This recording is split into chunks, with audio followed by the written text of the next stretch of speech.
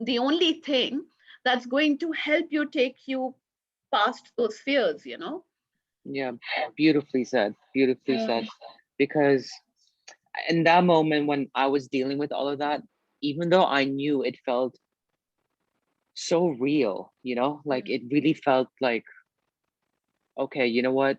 I'm still watching that space, but when you're feeling it, when the body's feeling it, you actually think you are that, you Mm. are that fear and you believe it. You believe it, your body believes it.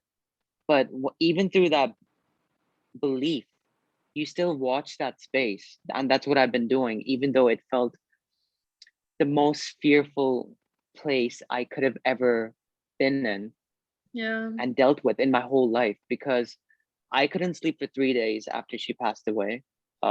Weeks together, I went on anxiety meds, Yeah, I right? know. Oh, I Even remember. while watching it still, because I was so scared, I just followed my heart. Remember, your heart is always your guide. It's always guiding you no matter what. And I was having panic attacks and I couldn't sleep for days together. It Mm. was awful. It was awful. She remembers it. Mm. But like I said, these are just parts of the journey that you have to navigate through. Whatever you've chosen in your life, you've just got to deal with it, and just you will come out of it. It just makes you stronger. It just makes you stronger at the end of the day. You know why I was smiling just now? Because I thought to myself that, oh, I forgot about your anxiety meds, and I forgot that, I mean, this is how probably some of us get onto it. And we can then end up getting hooked to it because of the fact that I just get so used to it because it causes me feeling more calmness and all. But after about just a week, you said no to it, I think, right? Yeah. You just said, no, I just can't do it. I'm not being Hmm. able to take it any longer. It does not sit well with me. At all. No, it didn't say So well. you can't It felt, fight that, right? oh yeah, yeah, guys, you can, yeah, of course, you can fight it. Mm. Um, the experience I had when I was having my anxiety meds, the first few days were okay. Like it did calm me down.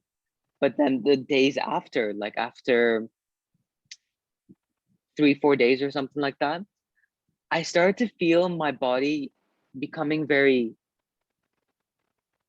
attached to it. Not like attached in a way where like an addiction, but this is my personal experience. It felt Mm. as if like it became a coping mechanism, but also it felt like it wasn't serving me. Like I could feel it in my body. Like Mhm. something didn't feel right, something didn't sit right. And Mhm. I don't know what those inner voices were telling me. They was telling me that, you know what, maybe you shouldn't have it if it's not sitting well with you. Mhm. And that after a week, I just stopped taking it, and that was it. But that was because of my willpower, because I didn't want to be dependent on anything. I've been dependent on alcohol my whole life, right? If I can come out of alcohol, right, every day, drinking every day because I was in so much You used pain, to be having a I, bottle a day. a bottle a day keeps I the know. Keeps the anxiety doctor away. right at your doorstep. You Yeah, were very, yeah. very surely moving in that direction, literally having a bottle a day of hardcore liquor. Oh my God, it was so painful, And of but course, see, it was coming from fear. And we went deep into it, and then we realized that it was your fear of passing off in the sleep, your fear of sleeping alone if something would happen to you.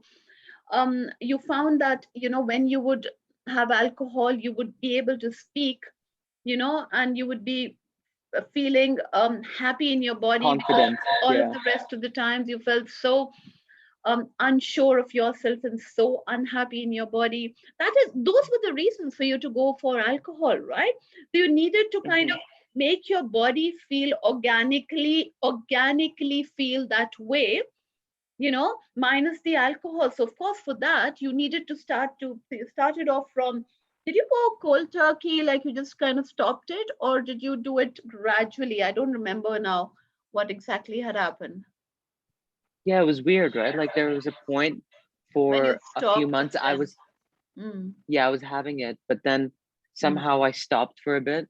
Mm. because of something. I just see the memory just goes away. It goes And away then when things get healed, right? I know, yeah. yeah, I'm trying to think now. I'm kind of, I know that there was a time when you stopped, and then, and I don't say to people that do this or do that or whatever. I'll just kind of show she you what never it did. used to be. Yeah. Yeah, yeah. I just tell people do what resonates with you, and I just share my experience, and I just share the from my space what I feel to be, kind of the direction that I would move in, and that's about it. So I never kind of really said to you that although of course I made you see both the sides, yeah, Mhm. and then you make your own decisions. You choose the path. So Yeah. that was a big one actually. Alcohol, giving up alcohol is a big one because a lot of people are stuck there. They're not able to because see, we all of us have reasons. We are unhappy. We are sometimes we have it to celebrate. Then we will be, I'm lonely, I'm sad, I would want to sit down, and all of those different reasons Yeah. to have it. Or I'm feeling too anxious, it'll calm me down, and so on and so forth. That's a good point you made because sometimes I walk by, the liquor store I used to always go to. And I know the guys who sell the liquor there. And I sometimes walk past because I have to go get something, right? Past that direction. And they see me and they're like, you don't drink anymore? You drink every day. And I'm like, no, I quit. I'm done. And they're like, how'd you do it? You Yeah. can. If you Mm, have the willpower mm, and you have the courage to just let go of all the stories that you've lived through yeah. and you call the bluff, like you said, once you, at the end of the day, once your intuition comes online, it's Yeah. game over. It's game over. Exactly. It's game over for all those demons that have been holding you all the while. You had OCDs, you had so much of gunk, and they cannot survive any longer once you've kind of just let go of the stories that were holding them in place. So it's Yeah. all of the belief work that kind of needs to be done. You have to go within. You have to um, reintroduce yourself to you. That's what I say. It's like a reintroduction of you to you, because to begin with, we don't even know who we are. We just don't know. Yeah, we Kind don't. of, Yeah. I mean, we just kind of move around like literally, I would say, like zombies out there, trying to just go through life, not Yeah, knowing. and we're Yeah.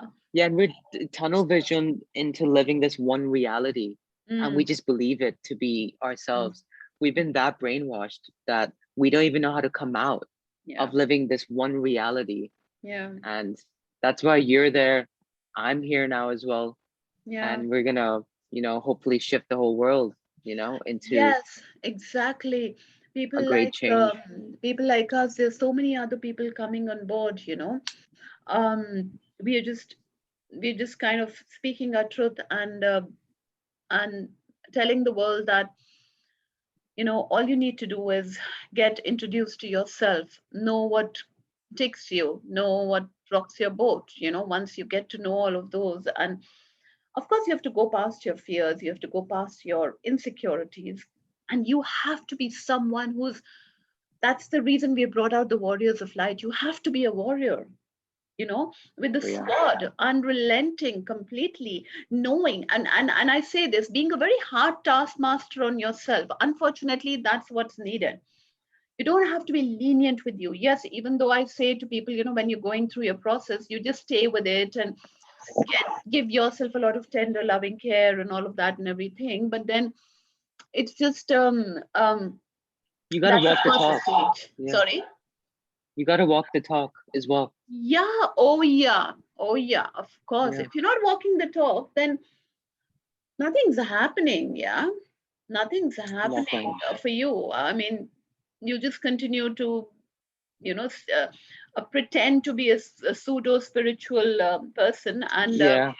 and there's a lot of pretense and a lot of mask, which there's a lot of that community out there where unfortunately they have they're kind of interested in a little bit of energy and healing and all of that, and they picked up something like um hypnosis or theta healing or something, and then they just get into this process, and then they haven't walked the talk, so because of which they are not able to really help the others bring about a change. The only way you can Hmm. help someone bring about a change is if you have brought about that change for you. Yeah. Otherwise, you cannot help another bring about that change. For instance, you wouldn't be able to speak so much about fear if you haven't seen it, if you didn't kind of Yeah. look at it in its face and call the bluff.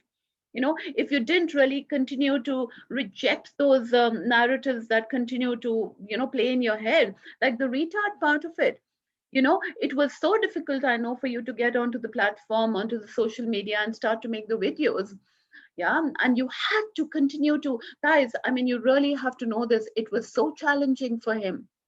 He used to be he used to be needing to breathe so much. There was a time when I remember you told me that, I keep breathing the whole day because I'm feeling so constricted in my heart space. you know that was what kind of and then all those limiting beliefs that continue to play in your head, you needed um to kind of challenge them. You needed to confront All the them. time. Yeah, all Even the right now. time. Exactly. So Even right now. despite it, so it's like you have to be in a space of, I don't care, no matter what, I will put myself out there, no matter what, I'm going to get out of this, and nothing is going to stop me. Hmm. So, I mean, see, I completely get it. I completely understand. There is a place for disappointments and hopelessness and all of that, because we all go through it. You've been through it, right? Yeah. You've been It's part through of it. the journey. Yeah, Part of exactly. the journey. But Yeah. you did not unpack and start to live there. You kind of, you were there, but then finally you said, no, no, no, I need to get myself out of this. I cannot be staying here. I need to Yeah. get out of It, it. especially the alcohol bit. That was a tough one for me to come out of. Yes, I knew there was going to be a time when I have to just stop the stop alcohol for it. good, Yeah. you know? How And long were you on alcohol every single day? um What was the every age day when you started to drink? I started drinking from age, I think, 20. Oh, 20, 19. 19. So that means what, Okay, high 10? school. Do you call high school maybe so we can So start high school from would be a little 17? earlier. It'll be a little earlier, yeah. And were you Mhm. drinking every single day after that? No, not from high school, but ever since I came to the States, where my mom got posted to for her own mission over there. And ever since then, I don't know, I could feel my body was starting to, okay, from 2012, let's start from 2012. Something happened from 2012. Okay. So I know that's a big time period, but so what happened was like I could feel like this rumble and anxiety taking place around my body, like Mm-hmm. something what something about 2012 when it hit, Yeah. my body was going through so much of stress and anxiety, and I just didn't know what it was, like what Mm-hmm. was going on inside my body, and it felt so uncomfortable to live in it. And then Mm. since then, while growing up and going through high school and going through my own phase, um when we came to the States, it Mm-hmm. accumulated to a point where I needed to forget that I was living in my body, and the only way to do that Mm. was to start drinking. And since then I started drinking every day. So can we say about eight, 7, 8 years? Yeah, every day, every day. Every day, 7, 8 years of, everyday Yeah. alcohol. And guys, I was going to university. I couldn't, I was a failure, first of all. I didn't even know how to wake up. I did not even know how to get up from bed. Mm. People go and wake up at 9 o'clock in the morning and they do their stuff. They go for their 9 to 5 jobs, they go to their uni. I was there going through anxiety in the middle of the night. I didn't know how to sleep. I Mm. didn't know how to wake up. I Mm. don't know I couldn't even go to bed first off because I didn't even know how to feel fresh. I was drinking all night. It Mm. only got me by. That was the only way I could feel safe in my body, by drinking, Whoa. going partying. That was it. Yeah. Yeah. It was I mean, you've come a long, long, long way. wow. I couldn't imagine. I mean, I this really is designed to, literally you a know, honestly. miraculous, I can say a miraculous turnaround. Hello? Yeah, I can hear you. Hello? You froze. Okay, I don't know, something happened. Yeah, the picture's frozen, but I can hear you. Your picture froze, but I'm able to hear you. Can you hear me? Okay. Um, Okay, cool. Are you there? hey, yeah, I don't know. It was probably